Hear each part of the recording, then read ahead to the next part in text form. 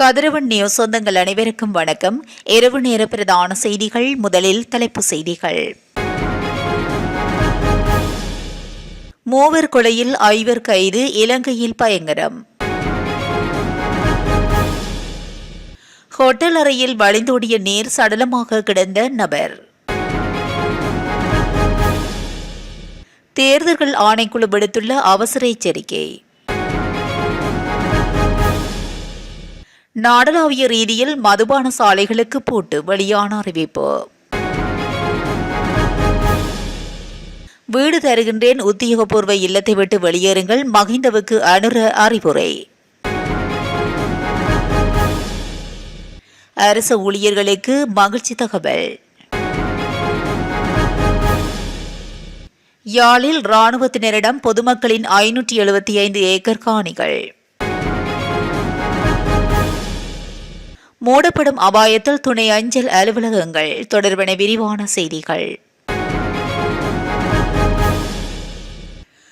அம்பலாந்தோட்டை மாமடல பிரதேசத்தில் நேற்று மூவர் வெட்டிக்கொலை செய்யப்பட்ட சம்பவம் தொடர்பில் 5 பேர் கைது செய்யப்பட்டுள்ளதாக போலீசார் தெரிவித்தனர். சட்டவிரோத மதுபான வியாபாரத்தில் ஈடுபட்ட இரு தரப்பினரிடையே நீண்ட காலமாக நிலவி வந்த தகராறின் விளைவாக மேற்படி கொலை நடந்துள்ளதாக போலீசார் தெரிவித்தனர்.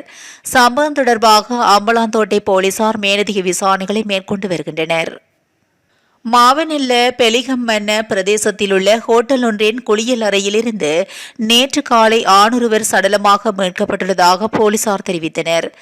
கும்புள் ஒலுவ புடுலு ஓயா பிரதேசத்தைச் சேர்ந்த தனியார் நிறுவனம் ஒன்றின் பணிபுரியும் தொழில்நுட்ப உத்தியோகத்தர் ஒருவரே சடலமாக மீட்கப்பட்டுள்ளார்.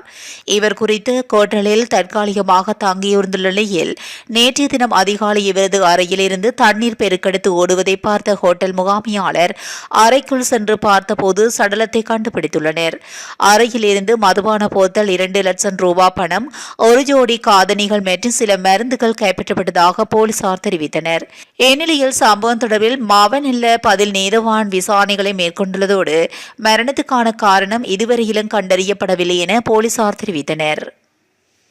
இலங்கை தேர்தல்கள் ஆணைக்குழுவில் தொழில் வெற்றிடங்கள் காணப்படுவதாக வாட்ஸ்அப் செயலியில் போலி தகவல்கள் பகிரப்படுவது குறித்து அவதானமாக இருக்குமாறு தேர்தல்கள் ஆணைக்குழு எச்சரித்துள்ளது. தொழில் வாய்ப்புகளை வழங்குதல், வெற்றிடங்களுக்கு ஆட்சேர்ப்பு செய்தல் போன்றன தொடர்பில் தேர்தல் ஆணைக்குழு எவ்வித அறிவிப்புகளையும் விடுவிக்கவில்லை என தேர்தல் ஆணைக்குழுவின் தவிசாளர் RAM.L. ரத்நாயக்க குறிப்பிட்டுள்ளார். இந்நிலையில் பகிரப்படும் போலி தகவல்கள் குறித்து ஆராய்வதற்காக போலீஸ் கணனி குற்றத்தடுப்பு பிரிவில் முறைப்பாடு செய்யப்பட்டுள்ளதாகவும் ரத்நாயக்க கூறியுள்ளார். எனவே தேர்தல் ஆணைக்குழுவில் தொழில் வெற்றிடங்கள் காணப்படுவதாக குறிப்பிட்டு பரப்பப்படும் இணையதளங்களுக்குள் பிரவேசிக்கவோ அவற்றை பகிரவோ வேண்டாம் என எச்சரிக்கப்பட்டுள்ளது. நாடளாவிய ரீதியில் உள்ள அனைத்து மதுபான சாலைகளும் மூடப்படவுள்ளதாக மதுவெறி திணைக்களம் அறிவித்துள்ளது. 77வது சுதந்திர தினத்தை முன்னிட்டு நாளைய தினம் மதுபான சாலைகள் மூடப்பட உள்ளதாக தெரிவிக்கப்படுகிறது.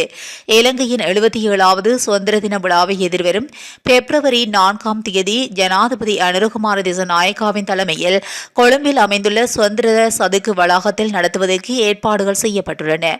இந்த சுதந்திர தின நிகழ்வுக்காக அரசாங்கம் 80 மில்லியன் ரூபாவை ஒதுக்கியுள்ளதாக பொது நிர்வாக, மாகாண சபைகள் மற்றும் உள்ளூராட்சி அமைச்சர் கலாநிதி AHMH அபயரத்ன தெரிவித்துள்ளார். இதேவேளை இம்முறை சுதந்திர தின அணிவகுப்பில் 4421 ஆயுதப்படை மற்றும் போலீசார் கலந்து கொள்ள உள்ளதாக இலங்கை ராணுவ தளபதி லெப்டினன்ட் ஜெனரல் லசந்த ரொட்ரிகோ தெரிவித்துள்ளார்.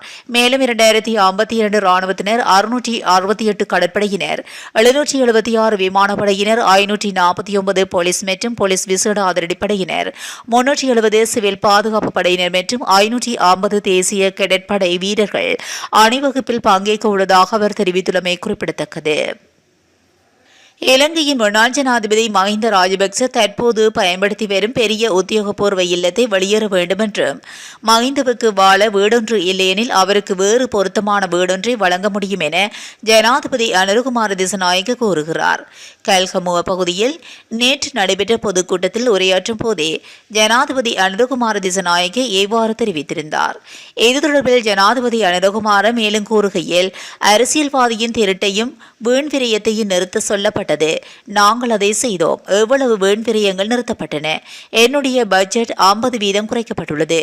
நான் உங்களுக்கு ஒரு உத்தரவாதம் கொடுத்து இந்த வருடம் அதையும் காப்பாற்றுகின்றேன்.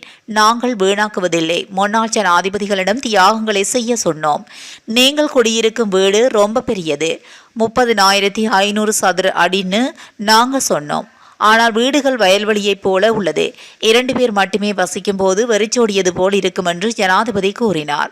கடந்த காலங்களில் புதுப்பித்தல் பணிகளுக்காக 470 மில்லியன் ரூபாய் செலவிடப்பட்டது. அது மிகவும் கனமானது மற்றும் மிக பெரியது என்று நாங்கள் சொன்னோம். பின்னர் அவர்கள் என்னை வெளியேற்றி என்னை பழிவாங்க முயற்சிக்கிறார்கள் என்று கூறுகிறார்கள். இது பழிவாங்க நடவடிக்கை அல்ல. பொது பணத்தை வீணாக்காதீர்கள். எனவே தயவு செய்து வீட்டை கொடுங்கள் என்று நாங்கள் கூறுகின்றோம். உங்களுக்கு தங்க இடம் இல்லையென்றால் உங்கள் இருவருக்கும் வசதியான ஒரு வீட்டை நான் தருகின்றேன்.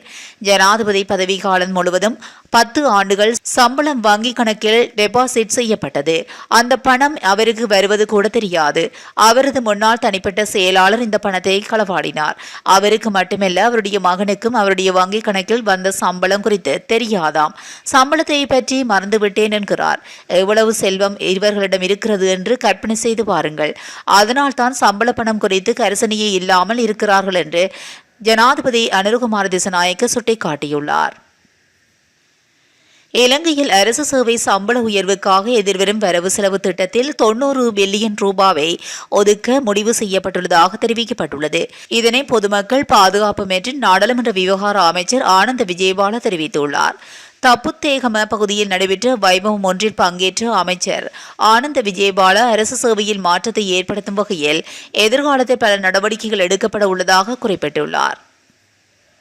யாழ்ப்பாணம் மாவட்டத்தில் சுமார் 575 ஏக்கர் தனியார் காணிகள் இராணுவத்தினரின் முதலீட்டு நடவடிக்கைகளுக்காக இராணுவத்தினர் கையகப்படுத்தி வைத்துள்ளதாக மாவட்ட ஒருங்கிணைப்பு குழு கூட்டத்தில் சுட்டிக்காட்டப்பட்டது.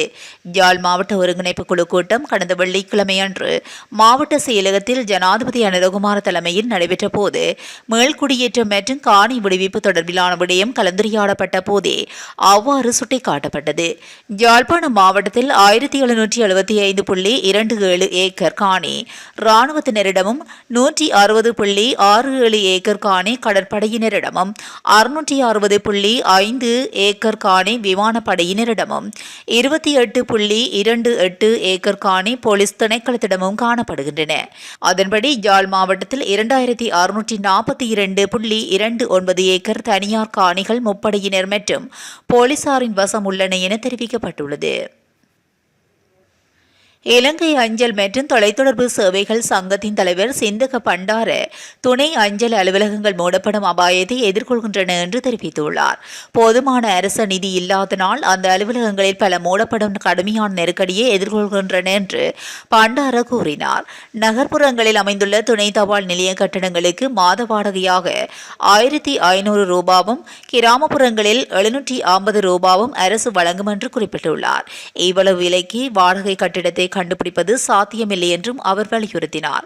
அதிகாரிகள் தங்கள் தண்ணீர் மற்றும் மின்சார கட்டணங்களையும் செலுத்த வேண்டியிருப்பதனால் இந்த நிலைமை மோசமடைந்துள்ளதாக பண்டார கூறினார்.